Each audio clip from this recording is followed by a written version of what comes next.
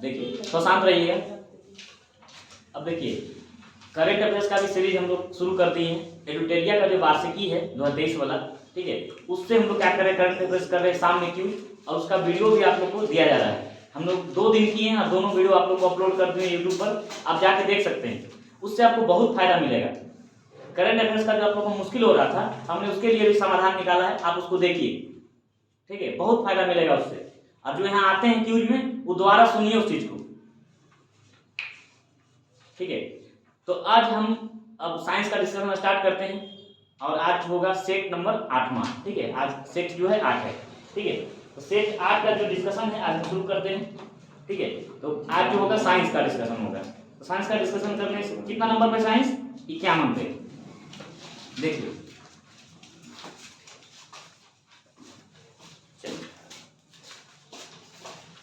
देखिए पहला सवाल जो है, निम्न में से किस वैज्ञानिक को 2 बार नोबेल पुरस्कार से सम्मानित किया गया?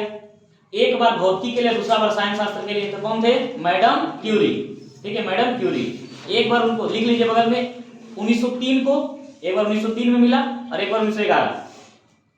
1903 में भौतिकी के लिए और 1911 में रसायन के लिए।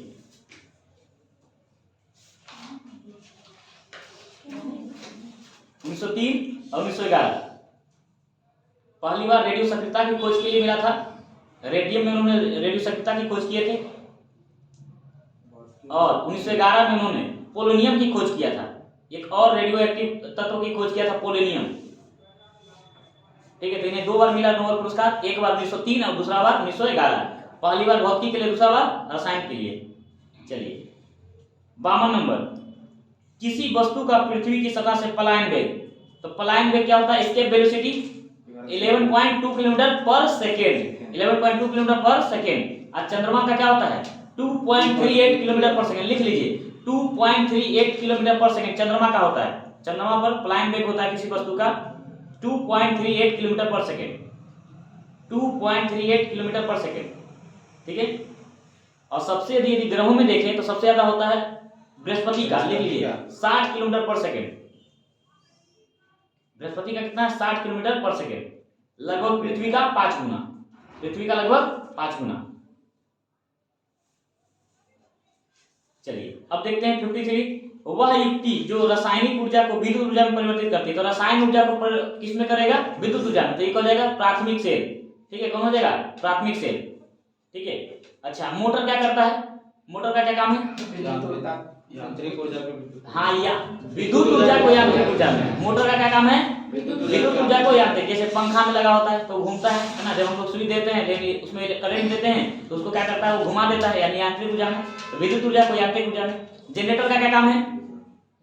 यांत्रिक ऊर्जा को विद्युत ऊर्जा में, यांत्रिक ऊर्जा को विद्युत ऊर्जा में। हम लोग क्या करते हैं? उसका हैंडल लगाते हैं ना, हैंडल लगा के घुमाते हैं, तो यानी यांत्रिक यंत्र पर काम कर रहे हैं। और जैसे इलेक्ट्रिक क्या होता है? इलेक्ट्रिसिटी प्रोड्यूस होता है। इसका सही आंसर क्या हो जाएगा? 1 नंबर प्राथमिक सेल, ठीक है। और जनरेटर में अल्टरनेटर लगा होता है, ठीक है। वो क्या करता है? प्रतिवर्ती धारा उत्पन्न करता है, उसी को अल्टरनेटर बोलते हैं, ठीक है। इसका सही आंसर होगा ए नंबर प्राथमिक सेल, ठीक है। अच्छा इन्वर्टर क्या करता है? पता है इन्वर्टर क्या करता है? इन्वर्टर का क्या काम है? डीसी को एसी में करना, डीसी को एसी में, डायरेक्ट करंट डिस्क धारा को प्रतिवर्ती धारा में परिवर्तित करता है इन्वर्टर, ठीक है। चलिए 54 नंबर, निम्न जंतुओं में कौन सा जंतु एक पालितंत्र में एक से अधिक पोषक स्तरों पर प्रवेश कर सकता है? तो देखिए कह रहा है एक से अधिक पोषक स्तरों में। इसका सही आंसर हो जाएगा गौरैया। गौरैया देखिएगा कीड़े मकोड़ों को भी खा लेती है, अनाज भी खा लेती है, तो शाकाहारी में भी चल जाता है, मांसाहारी में भी चल जाता है, ठीक है। प्राथमिक आ जाएगा उपभोक्ता, द्वितीय उपभोक्ता में भी आ जाएगा। प्राथमिक उपभोक्ता क्या कुछ है ना, जो शाकाहारी भोजन करेगा प्राथमिक उपभोक्ता। द्वितीय उपभोक्ता छोटे छोटे कीड़े मकोड़ों को खाता है, सही है। इसका सही आंसर क्या हो जाएगा? ए नंबर गौरैया। बाकी शेर तो मांसाहारी में आ जाएगा, उच्च श्रेणी का उपभोक्ता हो जाएगा, यानी तृतीय उपभोक्ता। बकरी भी हो जाएगा, ये क्या हो जाएगा? शाकाहारी प्राथमिक उपभोक्ता। मेढक आ जाएगा, ये है ना, ये द्वितीय उपभोक्ता में हो जाएगा, ठीक है। आगे 55 नंबर देखते हैं, कौन सा गैर पारंपरिक ऊर्जा है? तो गैर पारंपरिक ऊर्जा का स्रोत कौन सा होता है? जिसे हम फिर से बना नहीं पाएंगे, है ना, सॉरी, जो क्या होगा? नवीकरणीय होगा। नवीकरणीय ऊर्जा स्रोत को क्या बोलते हैं? गैर पारंपरिक। अब पारंपरिक क्या होगा? अनवीकरणीय। इसका सही आंसर हो जाएगा वायु, ठीक है, हवा। हवा क्या है, गैर पारंपरिक है। पारंपरिक में हो जाएगा कोयला, पेट्रोल, ठीक है, ये सब हो जाएगा पारंपरिक में। लकड़ी, ये सब क्या हो जाएगा पारंपरिक में। 56 नंबर देखिए, भारत का सबसे बड़ा तेल शोधक कारखाना कहाँ है? जामनगर, गुजरात। जामनगर, गुजरात। अच्छा, भारत का पहला तेल शोधक कारखाना कहाँ स्थापित हुआ था? डिगबोई, डिगबोई असम, 1901 में। लिख लीजिए, पहला तेल शोधक कारखाना डिगबोई, असम, 1901। भारत का पहला तेल शोधक कारखाना 1901, डिगबोई, असम में पड़ता है, ठीक है। अब देखिए 57 नंबर क्या कह रहा है? 3R क्या है? तो 3R क्या है? रिड्यूस, रीयूज और रिसाइकिल। 3R का मतलब क्या है? रिड्यूस, रीयूज और रिसाइकल। मतलब आप क्या कीजिए, कम से कम यूज कीजिए, मतलब जितना आप कम से कम यूज कर सकते हैं। दूसरा रीयूज, यदि आप हो सकता है तो उसको दोबारा यूज करके देखिए, रीयूज, पुनः यूज कीजिए, पुनः उपयोग। और यदि आप लग रहा है कि अब यूज लायक नहीं है तो उसको और क्या कीजिए, उसको रिसाइकल कर दीजिए, उसको क्या कीजिए, इस लायक बनाइए कि फिर से हम उसका क्या कर सके, यूज कर सके, ठीक है। ये है पर्यावरण की रक्षा से जुड़ा हुआ 3R, ट्रिपल R, ठीक है। हाँ, ट्रिपल R मूवी एक आया, यहाँ क्या है? रिड्यूस, रीयूज और रिसाइकल, याद रखना है, ठीक। 58 देखिए, किस क्षेत्र में योगदान के लिए ग्रेगर जॉन मेंडल को जाने जाते हैं? तो जॉन मेंडल किसके लिए जाने जाते हैं? अनुवांशिकी के जनक है ना, अनुवांशिकी के पिता के रूप में, ठीक है। और उन्होंने किस पौधा पर किया था? मटर के पौधे पर, है ना। कौन सा? मटर के पौधा। कौन सा मटर था? जंगली या बागवानी? हाँ, बागवानी मटर का पौधा था, ठीक है। चलिए आगे 59 नंबर, कौन सा कोशिकांग पादप एवं जंतु कोशिका में विभेदन करता है? तो कोशिका भित्ति। कोशिका भित्ति पादपों में होता है जबकि जीवों में नहीं होता, जंतुओं में नहीं होता, जंतु तक में नहीं होगा, जंतु सेल में नहीं होगा, ठीक है। अच्छा, कोशिका भित्ति जो होता है ये पौधों में किसका बना होता है? सेलुलोज का। किसका? सेलुलोज। और कवक में किसका बना होगा? काइटिन का। किसका बना होगा? काइटिन का, ठीक है। क्लियर? इसका सही आंसर क्या होगा? 59 का सी नंबर। 60 नंबर, व्यावसायिक तौर पर अमोनिया बनाई जाती है तो हैबर विधि से, और इसमें लोहा का चूर्ण का प्रयोग होता है। लिखिए ऑप्शन नंबर डी, और डैश देके लिखिए, लोहे का उत्प्रेरक के रूप में लोहा का चूर्ण। लिखिए, उत्प्रेरक के रूप में लोहे का चूर्ण का प्रयोग होता है। बहुत बार पूछता है, हैबर विधि से अमोनिया निकालने में हम उत्प्रेरक के रूप में किसका प्रयोग करते हैं? तो लोहे का चूर्ण, ठीक है। अच्छा, ओस्टवाल विधि। ओस्टवाल विधि जानते हैं आप लोग? इससे नाइट्रिक एसिड का उत्पादन होता है। बगल में लिखे डैश देखिए, नाइट्रिक एसिड का उत्पादन, और उत्प्रेरक के रूप में कौन होगा? प्लैटिनम। उत्प्रेरक के रूप में कौन होगा? प्लैटिनम, ओस्टवाल विधि में। फिर देखिए संपर्क विधि। देखो, संपर्क विधि और सीसा कक्ष विधि दोनों जो है, उस दोनों से किसका उत्पादन होगा? सल्फ्यूरिक एसिड का। दोनों लिखो, संपर्क विधि और सीसा कक्ष विधि में डैश देके लिखो, सल्फ्यूरिक एसिड का उत्पादन। बहुत बार पूछता है विधि भी, ठीक है। तो सल्फ्यूरिक एसिड का उत्पादन किससे होगा? संपर्क विधि से भी होता है और सीसा कक्ष विधि से भी होता है, ठीक है। संपर्क विधि में हम प्लैटिनम या वेनेडियम पेंटाऑक्साइड का प्रयोग करते हैं प्रेरक के रूप में। लिखे डैश देखिए, संपर्क विधि में डैश देके दीजिए, लिखिए प्लैटिनम या वेनेडियम पेंटाऑक्साइड V2O5, प्लैटिनम या वेनेडियम पेंटाऑक्साइड V2O5 उत्प्रेरक के रूप में, ठीक है। अगला सीसा कक्ष विधि में, इसमें क्या होता है? सीसा यानी है ना, कांच का क्या होता है, पूरा बनाते हैं हम लोग, है ना, स्लैब बना देते हैं पूरा, है ना, वो ग्लास होता है पूरा, ठीक है। और उसी से क्या होता है, हम बनाते हैं, किस चीज को बनाते हैं? सल्फ्यूरिक एसिड को बनाते हैं। उसमें सीसा का पूरा बर्तन ले लिया जाता है, उसी में बनाया जाता है, कांच का बर्तन में। इसलिए इसका नाम क्या? सीसा कक्ष, ठीक है। इसका नाम क्या पड़ गया? सीसा कक्ष प्रक्रिया। ये पहले होता था, लेकिन अभी वर्तमान में संपर्क प्रक्रिया से बनाया जाता है, ठीक है। आगे 61 नंबर, डोडो क्या है? तो एक विलुप्त पक्षी है। क्या है? विलुप्त पक्षी। ये पहले हिंद महासागर में कहाँ मिलता था? मॉरिशस के पास मिलता था, ठीक है, मॉरिशस के पास। तो लिख लीजिए, हिंद महासागर में मॉरिशस के पास पाया जाता था, और अभी वर्तमान में क्या है? ये विलुप्त पक्षी है, ठीक है। ये रेड डाटा बुक में क्या है? शामिल है, red data book, IUCN। Red data book कौन जारी करता है? IUCN। ये IUCN क्या करता है? बुक जारी करता है, एक सूची जारी करता है, इसको बोलते हैं रेड डाटा बुक। इसमें क्या होता है? लुप्त पशु पक्षी या, है ना, पेड़ पौधे के बारे में देता है, ठीक है, बताता है कि कौन सा पेड़ पौधा या पशु पक्षी क्या हो गया? लुप्त हो गया है, यानी लुप्त प्राय जीवों के बारे में बताता कौन है? रेड डाटा बुक बताता है। और इसको कौन जारी करता है? IUCN। अब IUCN क्या है? International union for conservation of nature. इसकी स्थापना कब हुआ था? 1948 में। और इसकी मुख्यालय कहाँ है? ग्लांड, स्विट्जरलैंड के ग्लांड में। लिख लीजिए IUCN, स्थापना 1948, मुख्यालय हेडक्वार्टर हेडक्वार्टर ग्लांड। ठीक है, चलिए अब आगे बढ़ते हैं। 62 नंबर, निम्नलिखित में से कौन सा अम्लीय माध्यम में पोटेशियम आयोडाइड से आयोडीन की शीघ्रता से मुक्त करता है? तो पोटेशियम आयोडाइड से आयोडीन को मुक्त करने में सबसे ज्यादा योगदान देता है नाइट्रेट, अति शीघ्र देता है नाइट्रेट। यानी पोटेशियम आयोडाइड का यदि हम को किससे अभिक्रिया करवाएंगे? नाइट्रेट से अभिक्रिया करवाएंगे तो क्या होगा? आयोडीन निकलेगा। ठीक है, चलिए 63 देखिए, कोकाइन। देखो कोकाइन, ये कोकीन को ही कोकाइन लिखा हुआ है। ठीक है, कोकीन लेने पर क्या होता है? ये एक तरह का क्या है? वो निश्चेतक है, यानी एक नशा है ना, नशा वाला ये औषधि है। यानी खाने के बाद क्या होगा? नशा जैसा आ जाएगा आदमी को। ठीक है, तो इससे क्या होगा? अब देखो जब कोई आदमी नशा में रहेगा तो उसका भ्रम की स्थिति रहता है। तो देखो इसका इंग्लिश में लिखा है बी नंबर, हेलुसिनेशन। हेलुसिनेशन को ही बोलते हैं भ्रम, मतलब जो है वो स्पष्ट रूप से दिखाई नहीं देगा। ठीक है, काल्पनिक दुनिया भी हो सकती है। भ्रम का मतलब काल्पनिक दुनिया भी है। ठीक है, तो कोई भी आदमी जब नशा में होता है तो उसको ये दुनिया नहीं दिखाई देता, उसको लगता है कि हम कोई दूसरा दुनिया में है, हाँ चांद पर आ गए। ठीक है, तो इसका सही आंसर होगा बी नंबर। ठीक है, 64, ऊर्जा पिरामिड। ऊर्जा पिरामिड हमेशा होगा, तो हमेशा क्या होगा? सीधा। क्या होगा? सीधा। ऊर्जा पिरामिड हमेशा क्या होगा? सीधा। ये याद रखना है, ऊर्जा का पिरामिड हमेशा क्या होता है? सीधा। ठीक है, चलिए आगे 65, विश्व स्वास्थ्य संगठन के मुताबिक पेयजल में फ्लोराइड की कितनी मात्रा जायज है? कितनी मात्रा जायज है? 1.5 ppm 1.5 ppm। ठीक है, फ्लोराइड की मात्रा चाहिए जल में कितने होने चाहिए? 1.5 ppm, उससे ज्यादा नहीं होना चाहिए। उससे ज्यादा होने पर फिर दिक्कत होता है। ठीक है, अच्छा ppm का फुल फॉर्म पता है आप लोग को? ppm का फुल फॉर्म क्या होता है? पार्ट्स पर मिलियन। लिखिए पार्ट्स पर मिलियन। ppm का फुल फॉर्म कभी हो सकता है दे दे आपको। ppm का फुल फॉर्म क्या होता है? पार्ट्स पर मिलियन। लिखिए। अच्छा, WHO का मुख्यालय कहाँ है? जिनेवा। WHO विश्व स्वास्थ्य संगठन जो है, वर्ल्ड हेल्थ ऑर्गेनाइजेशन, इसकी स्थापना कब हुआ था? 7 अप्रैल 1948 को। और इसका मुख्यालय कहाँ है? जिनेवा। इसलिए स्वास्थ्य है ना, स्वास्थ्य दिवस हम लोग कब मनाते हैं? विश्व स्वास्थ्य दिवस कब मनाते हैं? 7 अप्रैल को।